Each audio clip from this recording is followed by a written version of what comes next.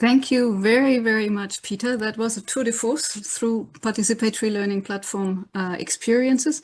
Thank you so much. I think this was an extremely rich presentation, and that showed also the wealth of experience that you have gathered, you and your team, I should say, because of course David Anafu, Tina Beuchelt were also part of the team, and the members of the participatory learning platform themselves. And I have the impression that some of them are also here amongst us today. Yes, some of them are here, so exactly. I see some maybe of them over here. If you can just close your presentation, maybe then we can just see everybody in the gallery here, so that we have a better view on each other. We can see who is here. Cool. So I was just wondering, I will open the floor for the discussion, and I was just wondering whether any member from the participatory learning platform would like to add anything on what you have learned from the participation over the last couple of years with the researchers. Is anybody who would like to raise their hand and say a few words? Don't be shy. Hello. Hello, Murijana. Welcome. Thank you. I'm Murijana from Ghana. Yes, I just want to thank Dr. Peter for the presentation. I think I really love the presentation. It was a deep one. I'm a member of the Participatory Learning Platform, and I think over the years I've learned a lot from this platform. Yes, through the researchers, people from different backgrounds, diverse ideas regarding farming, issue like the coins and declaring is the integrated soil management facility, which was led by Dr. Lanza of the University for Development Study, sorry. So I think last year we did there was a demonstration for a farm where we were taking through on how this ISFM was implemented, and I really love the outcome.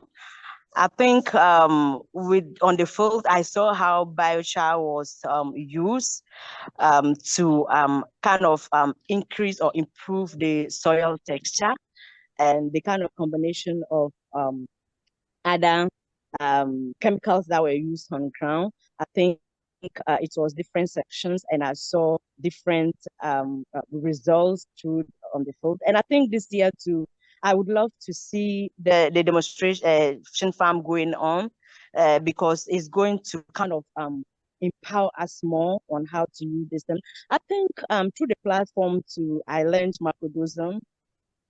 And it was very interesting because it's going to really support our farmers out there who have little income, and to be able to manage their resources better, and will also get impact or yield through their farms, because with little money you can get your fertilizer and you can go through the microdosing. There are such fantastic let me say ideas or tools that you have, and we are going to practice this as time go on, because we really need to also kind of coach our farmers out there.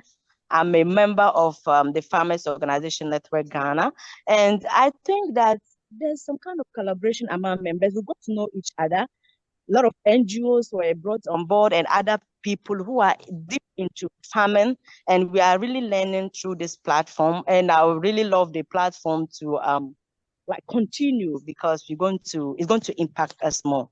Thank you. That's just a little that I want to add. Yeah. Thank you very much for your contribution. Yeah. Okay. Good. So this really shows how much appreciated the activities are of bringing people together from different walks of life, basically different types of stakeholders, and also how important it is to have on-site demonstrations if it comes to, distributing ideas, knowledge, innovations. Cool. Anybody would like to make a contribution? Ask Peter a question. I can see Stephen Koyeri, you have just unmuted yourself. Do you want to make a contribution? You're also a member of the platform? Yes, please. Okay, go ahead, and then we'll take Tan afterwards. Yeah, please, Stephen. Yes, thank you very much First of all, I want to thank the lead team for the interface for this wonderful opportunity and the German government as well. I'm with Department of Agriculture, and basically we are into extension, agriculture extension. That is my field.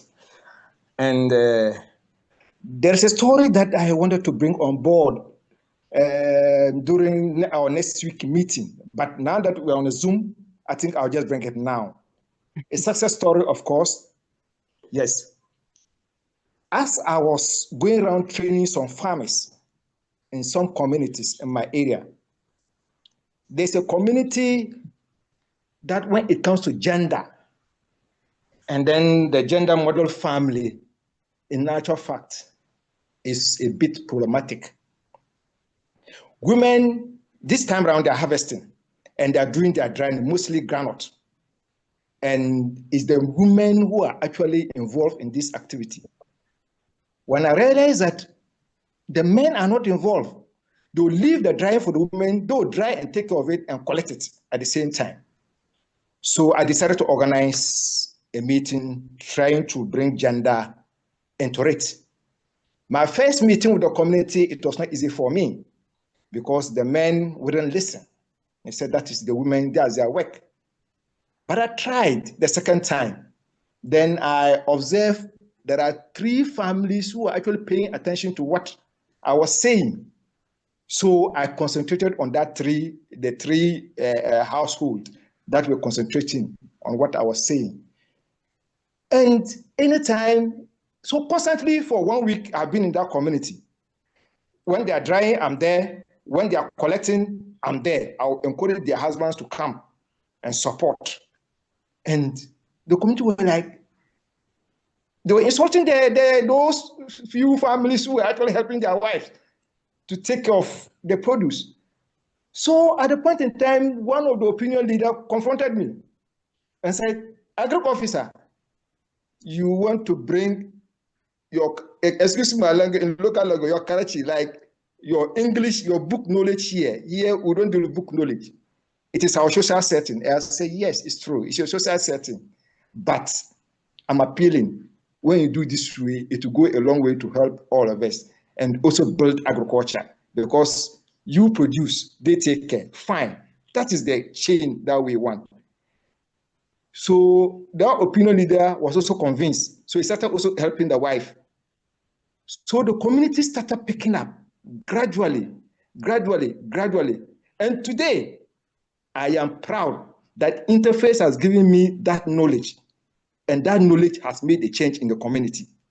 And now when you go, the whole community, when it comes to agriculture activity, they are all involved, supporting their wives in everything. And I want to thank Interfaith for that knowledge.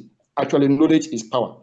My second issue had to deal with, I heard Doc saying review of land policy. I want to find out from him, how far did it go, or is still on board?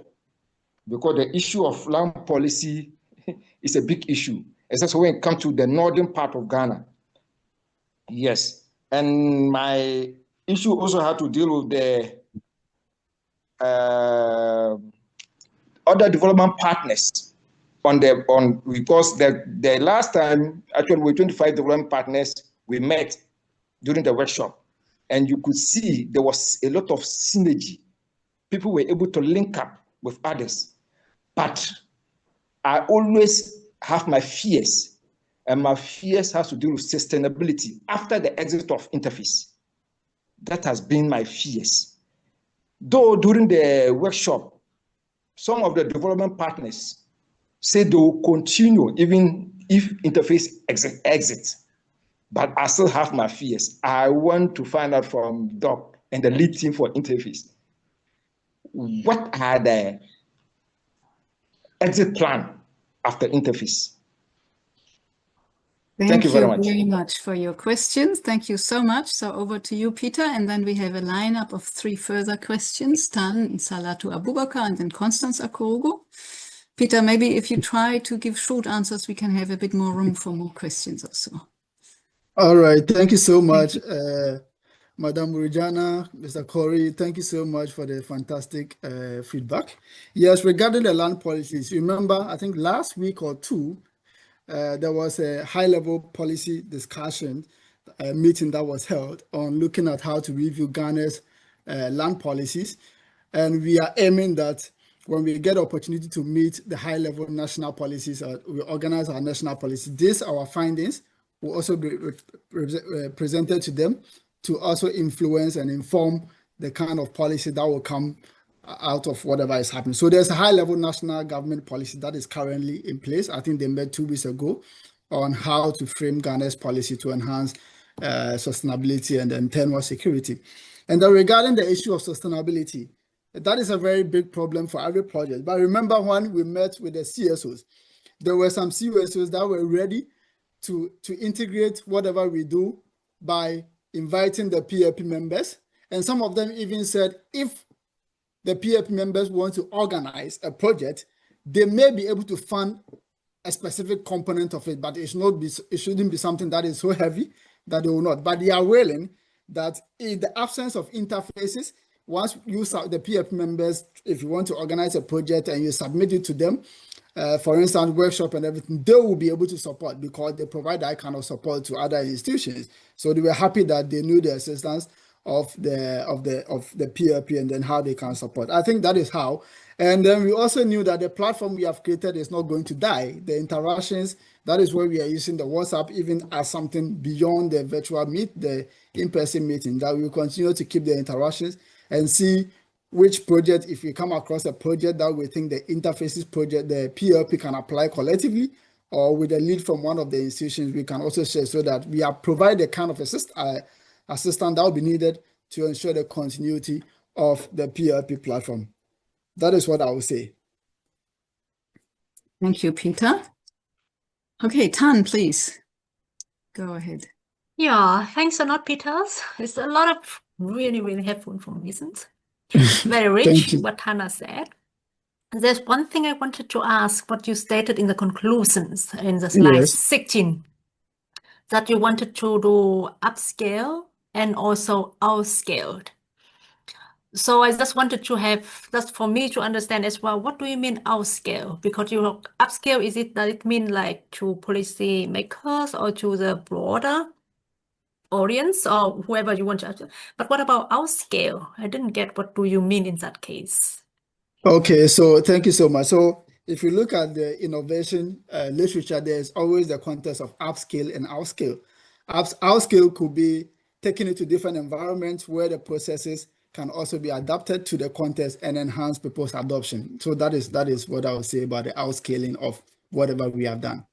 So it's kind of learning that other projects or feature projects can also apply and also adapt it to their context. So it's more like adaptation of perception from different projects, from different approach, right? Definitely. Okay, thank you. Okay, thank you for that clarification. Yeah, yes. Constance. Oh, please, sorry. No, first we have Salatu Abubakar.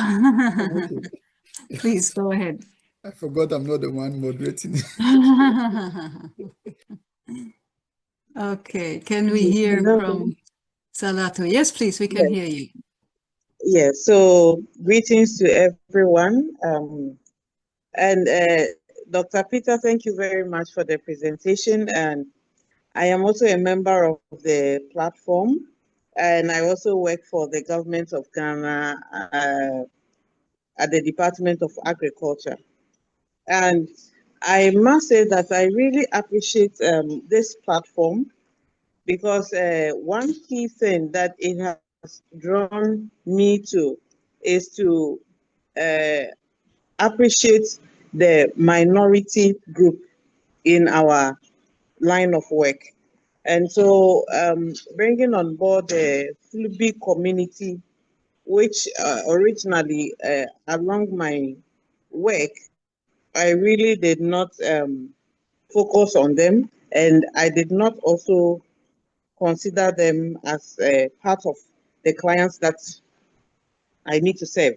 But on the platform, bringing everybody on board, the various stakeholders, including the minority, has actually given me a different perspective of how to go about in the execution of my activity and bringing on board inclusivity, and also in the area of gender as well. I think one thing that the platform has also exposed us to is to appreciate how the gender model family, like my colleague mentioned earlier, is impacting lives and changing lives. And so for me, it's not a question, it's just to add on to what has been said and also to encourage the projects to upscale actually to other parts of either the country or even other parts of the world, Africa. And so it becomes a global platform where they can be knowledge and experience sharing. Thank you very much for the opportunity once again. Thank you very much. That was a very good comment. Thank you very much for this encouragement. And we've seen already Constance clapping on that and Peter also clapping and applauding the various interventions that are made here. Thank you. Constance, please. Oh, yes. Thank you very much, Hannah. And thanks to you, Peter. Well, let me start off by saying hi to the PLP members and to let you know that I am actually joining from Germany. I'm seated in Tina's house at the moment and joining in this Zoom. I don't have a question. I just wanted to say that as the gender aspect on interfaces, I feel really fulfilled by the achievements so far. Of course, I am not claiming the credit. All of us have really worked hard. But when I look at where we started with the resistance, even from sometimes from the scientists we are working with ourselves, and then to the PLP members and how far we have come, including even now, senior scientists encouraging their junior scientists, the PhD students, to consider bringing in gender and social inclusion issues on board. I feel like we really have a lot to be proud of. Tina and I are just in the process of supporting one of the senior scientists based here in Germany who has contacted us to support them in terms of incorporating gender into research they are doing. So I just wanted to say that there's a lot for all of us to be proud based on the insights Peter shared and also the members of the PLP. That's just all I wanted to say. Thank you. Thank you also, Constance. So you see some clappings and applaudings also from members of the group here. Are there any other specific questions to Peter? If there are none, Peter, I would like to take the privilege of the floor and ask you a question. You on the operationalization of the PLP, as you explained to us, you aim to have representatives of different, I call them categories, of different stakeholder types in your group. And then you also mentioned that there is a certain rotation also happening. How do you deal with a potential imbalance, right? If you have maybe, you lose maybe a member of a specific group that you would like to actually have somebody else in the group, but you can't find them. How do you try to balance out the that all of the views from the different institutional aspects are being discussed in the platform? Do you advertise like, we have a vacancy here? How do you deal with that? All right, thank you so much, Hannah. So when I said rotation, that was at the point of identifying and selecting the members. Once we started, we haven't rotated. The members have been constant. It was when we identified, when we mapped, and then we invited. Once an invitation was sent and an institution was interested, we move on to look at the other institutions. So at that point, we hadn't even started our learning platform. We were just at the point of establishing it. Yeah. But since we started, we haven't actually changed any. They all come constantly.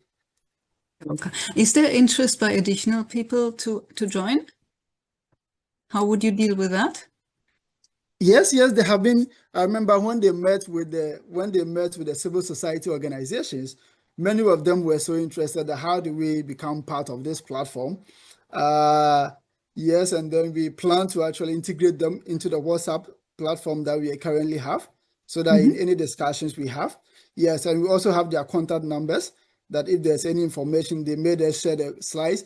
And some of them also said we were going to invite us so that we provide the knowledge on the theory of change approach, the social and the gender into the organization. So they'll be calling on us that when they are developing their project and programs, we can actually provide them the kind of technical support. Okay. Yeah, so but there was high interest. There was high interest when they made a civil society. Okay, because I could imagine that you may need like a certain size of the group. And yes. If the size becomes too big, it may sort of peter out a little bit. So I guess that's also your management and facilitation skills, and David's also are required to keep that going. And since David has his hand up, please do come in, David. And sorry to hear that you have a wobbly internet today. We can feel with you, since we have experience in the last week of having no internet at all. So. Yeah. Okay. Thank you, Hannah, and congratulations, Peter, and all the PLP members, Constance, for sharing your opinions and comments, on this, on Peter's presentation. I mean, I think, Hannah, somehow you've answered yourself. That's what I wanted to respond to, that yes, indeed, at some point, there was some expression of interest from diverse groups to join the PLP. But of course, we also needed to manage the numbers. We don't want it to exceed 25 so that we can continue to have effective communication on the platform. And that is one thing we are quite, careful about. So that's what I wanted to add. But somehow, at the tail end of your comment, you actually also alluded to it. Thank you. Yeah. Thank you for clarification, David, because I wasn't quite sure whether you said, well, we can sort of grow a little bit further still. Okay, Cynthia, please. Hi, everyone, and thank you, Dr. Peter, for that very insightful presentation. Actually, my question follows on from what Hannah's question. And also from your response, I understand that the platform enjoyed a lot of engagement from the stakeholders involved. I'm also interested to know how are you able to sustain that level of engagement, because from your comments, you said even people are really interested in joining. So, because I know with participatory research, you have to draw on board different stakeholders with different interests and experiences. So what were the strategies, if I could learn from that, you're able to sustain this level of engagement from the participants? Thank you. All right, thank you so much. So first of all, I think, like I said, once we knew their interest, and from our conversation, how we developed the theory of change by gaining a deeper understanding of what they think are their needs and preferences. Then we directed all the discussion towards what they need. And what we also did was that at every end of a workshop or event that we held, we asked them what is the next thing that they think we can actually look at. So all this allowed us to actually direct our discussions, topics, and everything, conversation towards what is important to them. And we also have, as part of the platform, they also have a committee that is set up, which comes up with ideas that they also share with us, that, okay, we can also actually look at these issues in our next meeting, or we should look at this. So these are some of the ways that we actually use to ensure. But they're all grounded in the idea that it should be something that they have an interest in. If they don't have an interest in, forget about it. They will disappear. And since we started, 25 members have been constant, and their participation keeps growing and keeps increasing. Thank you very much. Yeah. You're welcome, Thanks Cynthia, for that response. I add maybe to that, or ask you, Peter, how many meetings have you had? How regularly do you actually be on site with the PLP members? I could imagine that might also have an effect on the engagement, and also on building trust, which is also part of a question that I had. How long did it take until you felt that there was this kind of common trust? All right. Yeah, so if we compare our first meeting to our last meeting we held, you could see the vast differences. So we tried that for engagement to be effective, we should meet at least 3 times physically in a year. So at least in a year, we try to meet 3 times. For instance, this year we have met in March in Ghana, We have met in June in Ghana, and we are meeting next week. So continuous engagement actually helps to build the relationship among members. And when we met, one way of avoiding what we call in the literature, what we call cognitive bias or confirmatory bias, is that we first started with not an open discussion. Whatever issue we wanted to discuss, people were using sticker notes, and they were sharing their ideas on a sticker, and we pasted it on the board for us to all discuss. So at the end of the day, each one's idea is being represented. It will be very bad if we have started with open discussion where people who are always very vocal will always have the floor, while those who are not vocal will not be able to participate. So we use diverse approaches to ensure that we keep the group going. And in terms of trust building, if we look at our first meeting, people were not so open up because people are from different institutions. And typically in Ghanaian setting, it will be difficult for you to meet in an environment where we have regional chiefs and you start talking or you start expressing yourself. We have two chiefs who are part of the platform at the regional level, or a male chief and a female chief. And we have to ensure that we created a kind of environment that is open and flexible. So we took them through a training of the do's and don'ts of theory of change, of social learning from our first engagement, and how we can co-create a knowledge, being open, being flexible, by respecting each other's views and experiences, and ensuring that you speak when you have to speak. And also address issues of conflict where there's disagreement. How do we do it? By open discuss, listen attentively, open up the floor for people to share their views, and summarizing in the plenary. So these are the ways. And I believe that after 2 years of engagement, that kind of attitude is no longer, because now people are open, they feel proud, they feel belonging to the platform, and they are always willing to give their best and contribute to whatever we are discussing. David is here, Constance is here, and then the PMP members are also here. They can also even contribute to how they build trust with other members of the platform.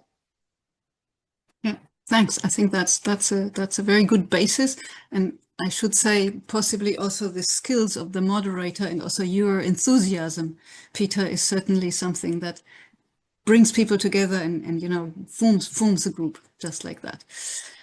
Yeah, some people have to leave, including Peter himself, who will have to catch a flight to go to Ghana for the next meeting of the PLP. So those of you who are in the PLP group, you will be able to continue the discussion. Thank you all for being here in such a large number today, for the engaged discussion, for the contributions also from the PLP members, and especially thanking the PLP members for their very positive feedback on the learnings and the approaches that we have heard. Thank you very much, Peter, for triggering this discussion, for giving your insights.